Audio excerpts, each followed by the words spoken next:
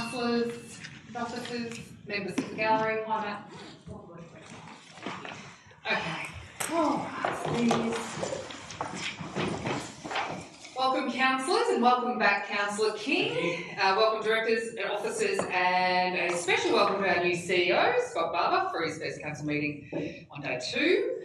Welcome also to everyone in the public gallery and watching via the live stream. The Swan Hill Rural City Council acknowledges the traditional custodians of the land on which we meet and pays its respects to their elders, past and present.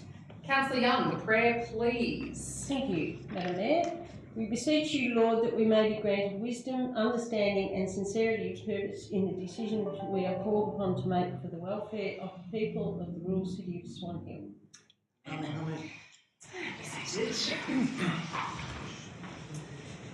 Apologies. Mr. Barber, apologies please. Yes, Mayor, 2 apologies. Councillor Jeffrey and Councillor McCann. Perhaps someone move that we accept apologies. Councillor McPhee, seconded Councillor King. All those in favour? Thank you. Declarations of conflict of interest. Do we have any, councillors? We have none. Moving on then to section B, reports B 22.46. Considerations of submissions to the proposed 2022-2023 budget.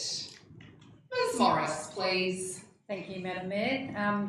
This is as you're aware from the previous council meeting, council considered 11 submissions, 10 from the public and 1 from an internal submission, and today would like to go through each of the responses that we have to those submissions for your consideration. So the first submission was in relation to public toilets on vacant land in the Swan Hill North Shop area. As you're aware, the Public Convenience Strategy 2020-2030 addresses the ageing infrastructure, and that strategy provides us with guidelines in relation to where public toilets will be placed.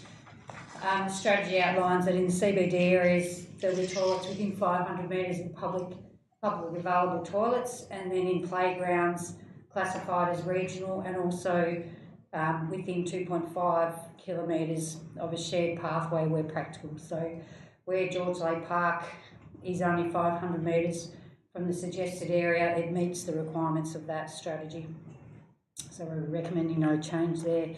Response to submission 2, the caravan cassette dump points. Council is pleased to report that we actually have got an estimated budget of $10,000 to investigate the options of dump points in both Swan Hill and Lake Boga, and some work's being done in relation to appropriate locations for those sites. Response number 3, which is in relation to funding for Butterworth Street, improving a section between Berrybank and Darren Drive, some bike path suggestions similar to Gunnawara, and also some additional activities at the Pioneer Settlement. That's been split into 3 parts. So the first part of the submission, we're pleased to report that there's a tender about to go out for some works along that particular, along Butterworth Street, which will include some drainage, some road surfacing, curb and channel, footpath and possibly crossovers. The second part of the submission was in relation to a shared path, or we're pleased to announce that there's actually going to be a shared path along McCallum Street.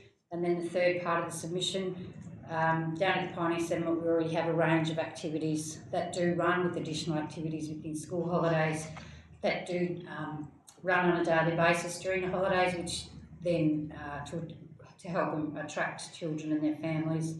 There's a horse and cart as well as a vintage car that runs as well. But officers will always investigate options of other activities. It won't necessarily result in a required change to the budget. Response to submission number 4, so the cost of local rates in comparison to other areas. As you're aware, the Minister's applied a rate cap. This year we've actually had to apply the full rate cap of 1.75% in order to continue to provide the services, or the current level of services that we do provide. But Council is very mindful of the increasing rates year on year. Response to submission number 5 was in relation to spending of climate-related action within the budget, and there are a number of initiatives that Council have taken up we have a membership to the Central Victorian Greenhouse Alliance, which there are a number of things, for example, the electronic vehicles within council fleet. There's currently an expression of interest through the CVGA looking at the opportunities for electric vehicles within our fleet. You'll be aware that council have implemented 2 charging stations, one in Robinvale and one in Swan Hill for electric vehicles. In relation to renewable energy, council have got initiatives with the More Australian Solar Homes and also the Mallee Sun Solar Bulk Buy program, which enables households and businesses access to affordable solar. We've also been part of a battery storage project, and then whenever there's any other projects that come to our attention, particularly through the CVGA, council can engage in those projects, and it has been active over the years. So we're pleased to announce we do have some initiatives within the budget that will go towards those types of initiatives. Submission number 6, the concern with outlying areas, specifically around Naya and the development of the corner of River Road and Church Road. Council currently is undertaking a master plan of that area that includes the precinct, including the A&N Lewis Park, and there's recent consultants going to be in those areas and hopefully engage with the public to get some input within in relation to that plan. So there is some work being done in that space. Response number 7, which was submissions including 7 separate comments in relation to Robinvale, and I'll try and break them down. It's requested that an advocacy for a true population is listed in the invest and possibility being included in the budget document. Introduction, previous commitments by council regarding Robinvale's population are yet to be met.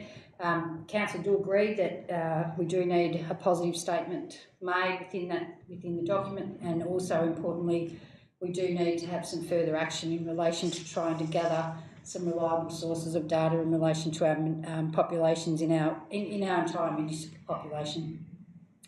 And our Economic Development Unit will undertake some of these works going forward.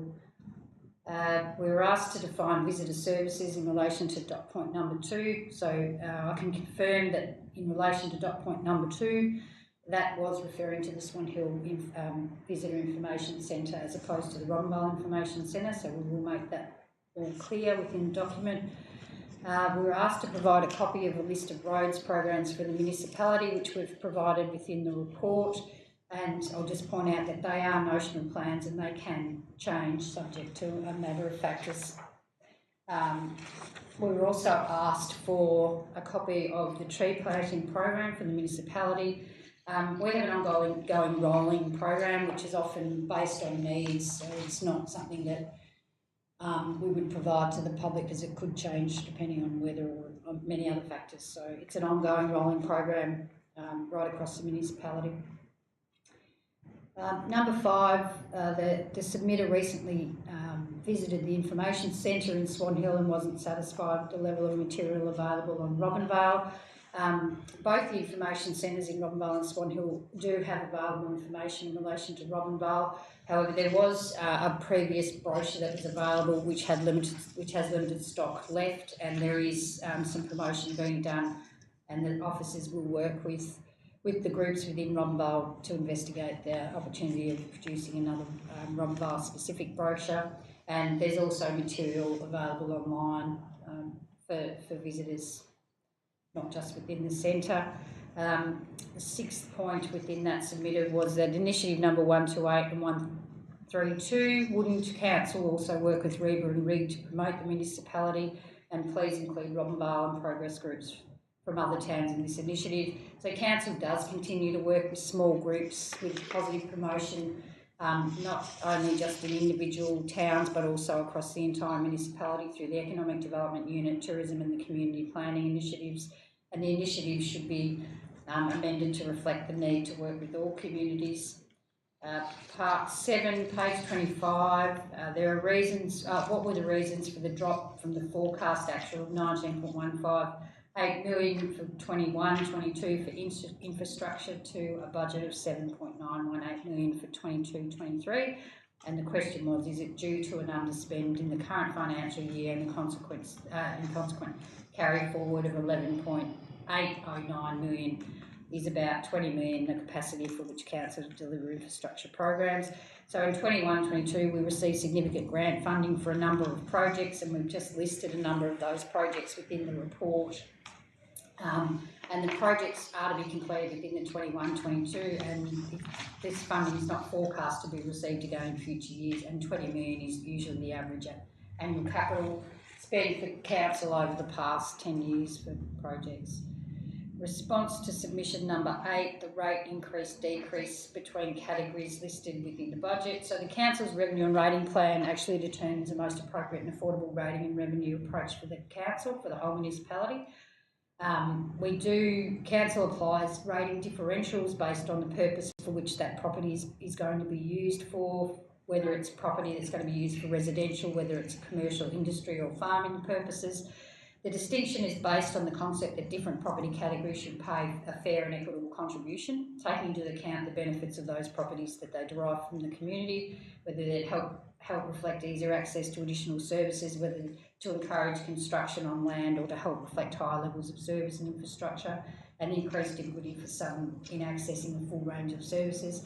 There was a question around dryland farming. So for dryland farming, when considering the differential, council considers the disproportionate increase in property values over the last number of years and the risk of seasonal income variations compared to those confronted by other property types. And then we've just given some figures over the last 3 years in relation to the rate differentials. And the reference to the rate percentage increase referred to in the submission are a direct result of an increase in property valuations, not the rate in the dollar. The changes in the valuations are set by the Valuer General, who does that in accordance with the Valuation in the Land Act, along with valuations best practice specifications guidelines. And to make the valuation and the valuer collect and analyse various data, for example, they look at property transactions including sales and rental transactions, they look at historical government property data records, property title and occupancy details, to name a few, and then Swan Rural City Council applies the capital improved value of all properties within the municipality, which takes into account the fully developed value of the property, and then the differential rating allows for that under the CIV method that council just shift part of that rate burden to some groups of ratepayers on others through the different rates in the dollar for each class of property. So overall, there's been an increase in property value for dryland farming over several years, which has increased the property valuations and therefore increased the rates. Response to submission number 9, which was around concerns surrounding the proposed budget in relation to the running and management and the fees of the Swan Regional Livestock Exchange, which we had our submitter present last week to speak to council. There are a number of points within this submitter, and I'll try and work my way through some of those. The fees that were outlined in the submission reflects the costs incurred, and it is noted, however, that the costs could potentially be avoided. So there are a number of fees that are placed upon the people that use the sale yards for things like non-sales or passed in. So that fee is recovered as the stock have gone through the same process as the stock. Sales stock that may have not reached the producer price expectations or simply had no interested parties on the day for that. The cited fee, this is a fee that's recovered as staff must protect the lifetime traceability of the animal as well as the remaining compliant under the Livestock Disease Management Act, and this means that the animal must be scanned and maintained on site until advised by an agent or a transporter. The Swan Regional Livestock Exchange is a sale yard, and all stock that arrive at the yard should be for a scheduled sale. The costs are recovered for staff time and stock management. This fee is avoidable if stock are not delivered, if they're not delivered to the yards without the intention of putting them through a sale. The NLIS tags is a requirement that all stock delivered to the sale yards be tagged in compliance with the national and the state NLIS requirements. All stock should be inspected on farm to ensure compliance. There was some concerns in relation to rubber matting that had been used to block the non-working scanner in front of the weighbridge. This was a temporary fix, and it has been in place since the opening of the new cattle complex.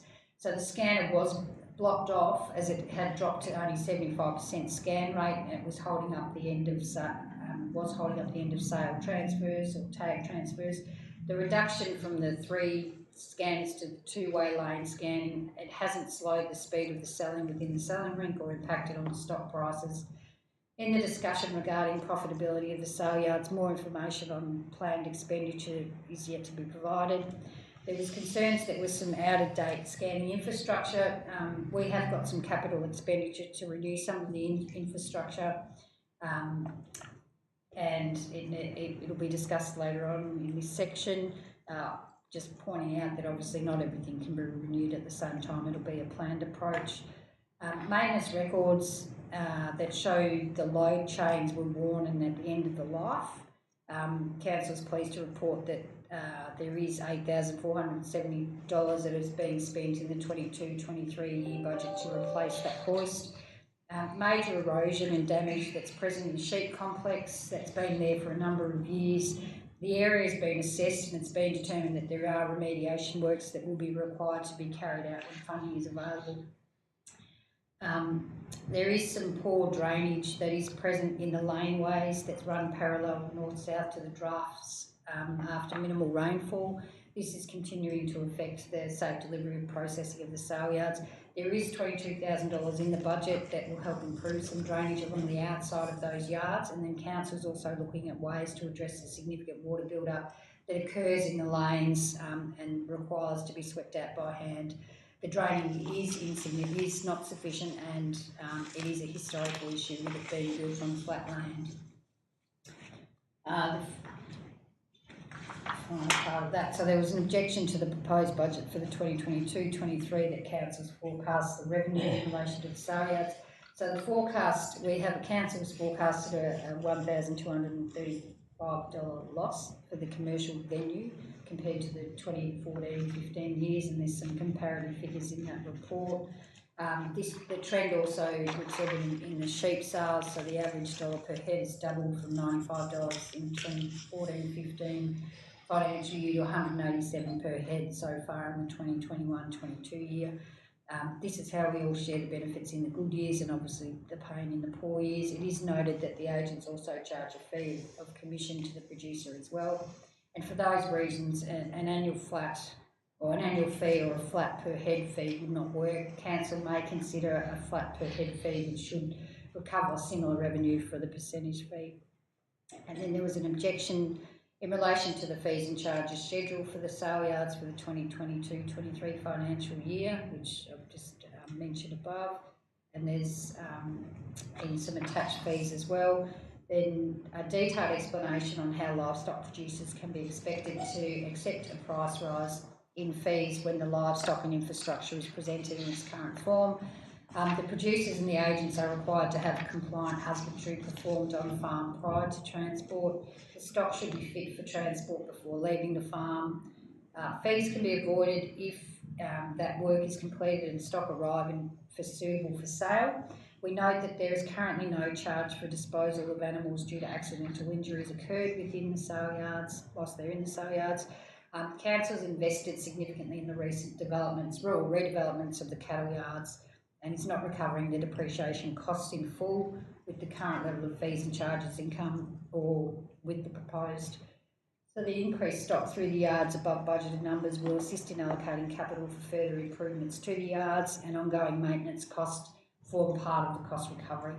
A detailed explanation was requested into why the infrastructure of the Swan Regional Livestock Exchange is not being maintained. Maintenance schedules are conducted as well as internal and external audits to ensure that industry standards are compliant. Natural deterioration of infrastructure is to be expected.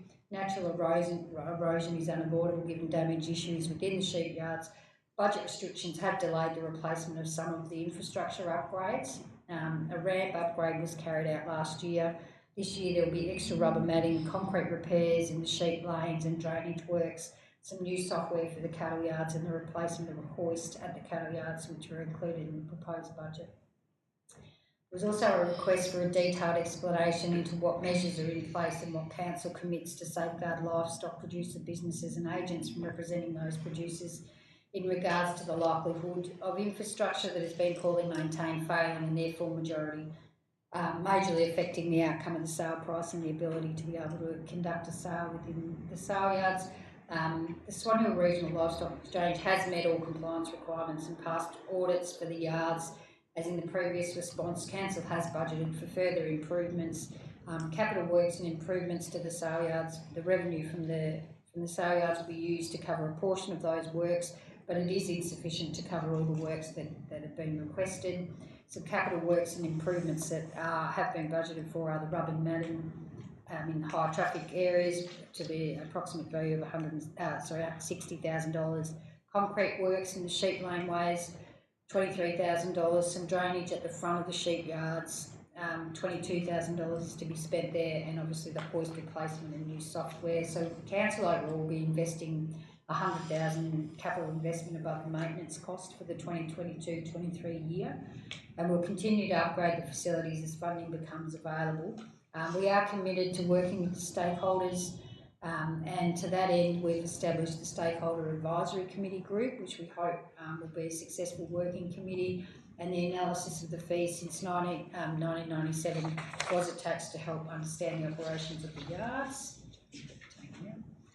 The difference in the fees collection for the 2020, 2021 and 21-22 for sheep is 0.07 versus animal versus price increased from $8.22 per animal, and for cattle by $3.65 per animal, with a price increase of cattle sold of $382.68 per animal. The response to submission number 10, inclusion of Warraneen South and Warraneen District into the small town strategy. So Council considers the Warraneen District and Warraneen South community as one, and when developing community plans with the residents. So through the process, Council will seek to engage and be inclusive of all the options and the views being expressed within that district in developing a plan that's reflective of the community's needs, which will address the issues highlighted in the submission, and will work closely with the Warraneen community to identify opportunities that will advocate strongly on their behalf. Response to the final submission highlighted the changes that need to be made in relation to the planning and the building departments.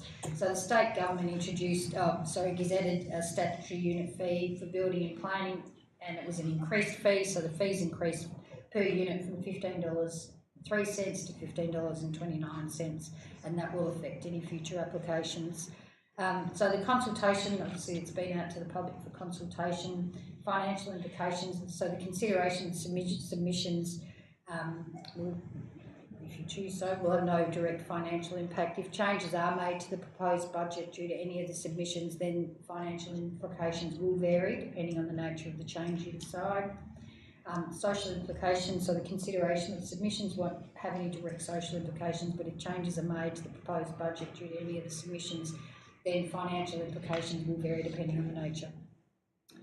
As with economic implications and environmental implications, if changes are made, there may be some variations. So the options after considering the submissions, Council can choose to adopt or amend the budget, which will occur at next week's Council meeting. Our recommendations are that Council consider the issues that have been raised today and also within the submissions and the officers' responses, and then having consideration to those submissions, we're recommending that we don't make any changes to the proposed 2022-23 annual budget, and that we write to each of the submitters thanking them for their submissions and outlining Council's response to each of those submissions. Any questions? Thank you, Ms Morris. Questions, councillors? Councillor Fee. Ms Morris, just in relation to number 11 about the fees, statutory fees, how can that have no financial implication of our budget if the fees are going up? It'll have, well, the budgeted fee we've made based on what we assume we will collect. It'll end up in a better position if the fees are going up slightly for each application, but won't necessarily need for you to change the budget. I know. Thank you. Any other questions, councillors? No? Can I have a mover? Councillor McPhee? I'll move the motion as per the recommendation, Ms Mayor. It's point 1, 2 and 3. Thank you. Can I have a seconder, please? Councillor King? Happy to second that. Thank you. Councillor McPhee, would you like to speak to the motion? Yeah, look, firstly, like we did last week when we received the submissions, I'd like to thank all the submitters It is difficult at this point in the budget process. If we do start changing too much in the budget, it's going to impact a lot of other areas. The submitters put in submissions in relation to their specific area without considering the whole budget. And that's where, as a council, we must consider the whole budget, not just a specific area. Matt's president, who spoke to us last week from the Swan Livestock Association, president there, appreciate him coming in again this week to listen to our discussion on the budget. As mentioned throughout the report, we have got an advisory committee down at the sale yards now, which we've had difficulty getting people involved in. We certainly hope you can get other people involved in that, Matt, and through that process, we can look at that in more detail into the future, and I think that's the way to go for those specific avenues. Some of the other submitters raised, the responses that were there weren't actually quite the budget process. There are things in place already for a lot of those submissions as well, as can be seen by the response from the officers. But overall, I think this is a fair budget, and I think at this time the submissions haven't been strong enough to encourage council to change in any specific way. As I say, because changing one little area impacts the whole budget. It throws it all out, so it makes a lot of work. Not that that should be a reason not to do it, but the strength of the arguments weren't there on this occasion. We had changed the budget in the past when I've been on council through submissions, so it's not a case that we don't do it, but it's just the strength of those submissions at the time. But I think it's a fair and good budget, and the fact that we only have a 1.75% rate rise, and council continues to try and keep that rate rise below the cap, and we have done that a lot of times, although this year we have gone right up to the cap. So I'd like to thank all the officers for the work they put into putting the budget together. It is a lot of work. We'll adopt this budget and they'll start working on the following year's budget more or less straight away. That's how much work's put into these things. So it's not just a last minute thing, the council just throw these figures out and put them together. And it's a lot of work by council. We spend a good day going through all the figures, and it's quite mind-boggling. So in finishing, I'd just like to thank the submitters for their effort in actually reading the budget and having a look at it and actually getting back to us. And we can take those submissions, as I say, into next year's budget as well. We look forward, look what happened this year, see where we went wrong and what we can improve on, and those are things we look at. So thank you everyone, and I commend the officers. Thank you. Thank you, Councillor McPhee. Councillor King.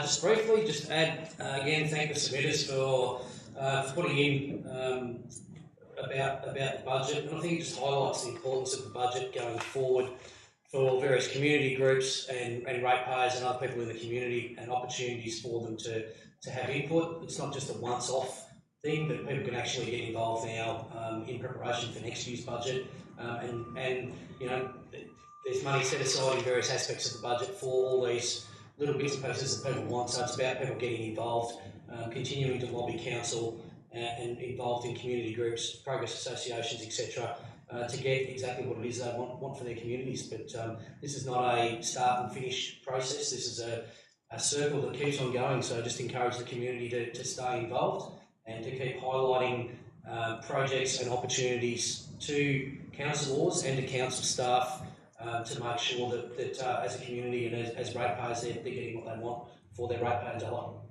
Thank you, Councillor King. Any other speakers for the motion?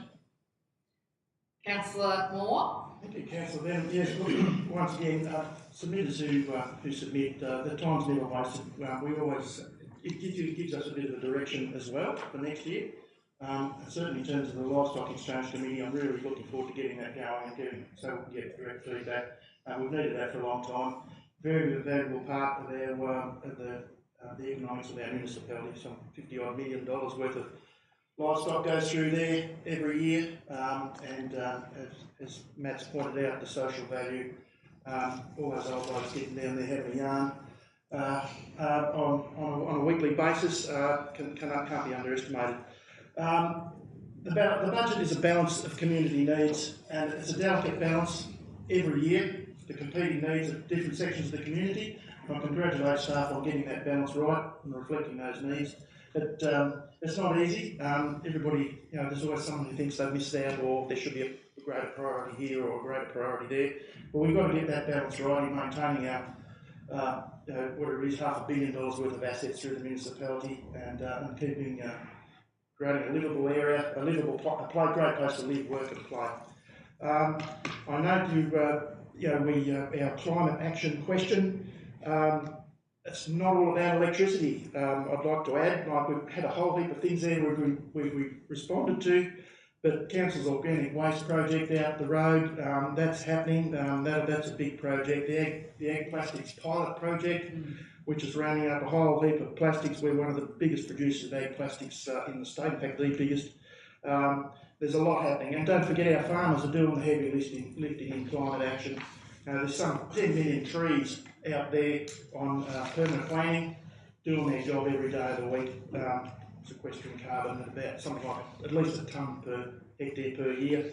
Our dryland farmers, recent research has shown somewhere between 0.5 and 0.9 of a tonne per hectare of carbon sequestered by dryland cropping. So I suspect this municipality is already carbon neutral, if not carbon positive, in terms of climate action. But the things that council can do, we've done. There's a whole heap of other things that we could go into that we have done in the past when money becomes available. We're really doing a lot of work, and as a member of the Central Victorian Greenhouse Alliance, and particularly as council representative myself, I see what can happen and what will happen going forward. But that said, the budget, once again, next year is going to be the challenge, the real challenge. There'll be a lot of cost pressures coming. If we can get through this one with it coming out as we see it happening, as it's predicted, will be a fantastic start for the next year, because I do believe that will be a challenge. But congratulations to all who put it together, and all the best for next year. Thank you, Councillor. Any other speakers? Thank you, Councillor Young. Yes, I'd just like to consider response to submission number 10, inclusion of Warren South and Warren District in the small town strategy.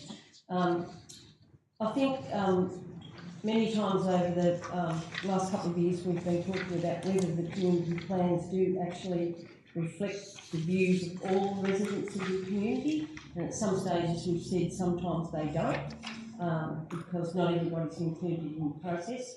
So when it comes to Warren and Warren South, I probably have a bit of doubt as to whether they do actually combine together to make the community plan. So I'd just like to say I think maybe at some stage we do need to do more work on the community planning process and whether it is actually working like it should. Thank you. Thank you, Councillor Young. Would you like to close the debate, Councillor Wiltshire? All those in favour of the motion then? Passed unanimously. And that being the only matter of business in this unscheduled meeting, I declare the meeting closed at 1:32 p.m.